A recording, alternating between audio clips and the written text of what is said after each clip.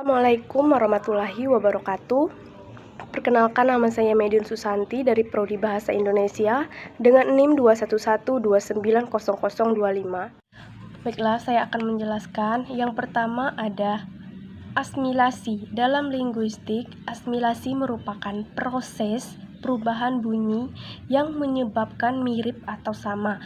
Contohnya, pelafalan huruf Sabtu menjadi Sabtu karena di sana ditandai dengan fonem antara B dan P. Kemudian ada desimilasi. Desimilasi merupakan kebalikan dari asimilasi, yang mana di dalam desimilisasi ini adanya kebudayaan yang bercampur baur yang otomatis akan menimbulkan logat bicara atau gaya berbahasa yang berbeda-beda. Kemudian ada modifikasi. Modifikasi ini merupakan perubahan vokal sebagai pengaruh. Contohnya ada otoh menjadi otot dan bal menjadi balikan. Kemudian ada vokal. Vokal yaitu suara manusia atau ciri khas manusia dalam berbahasa lisan.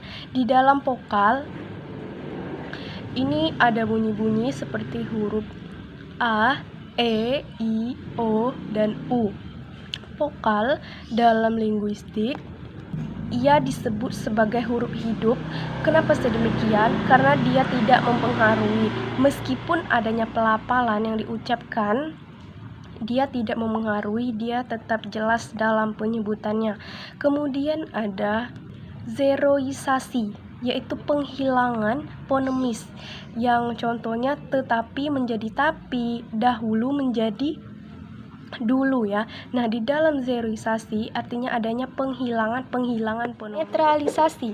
Netralisasi dalam bahasa lain ini artinya tidak memihak, tetapi dalam fonologi ini dikatakan sebagai pasangan ataupun proses suatu bunyi yang menyebabkan pengaruh yang ada di sekitarnya. Contohnya, baran menjadi barang, parang menjadi paran, disimpulkan adab menjadi sebab karena adanya perubahan antara fonem B dan P. Kemudian ada metatesis. Metatesis dalam fonologi berarti adanya perubahan bunyi sehingga bunyi atau bentuknya itu menjadi dua. Contohnya, kerikir menjadi kelikir, jalur menjadi lajur, dan berantas menjadi berantas.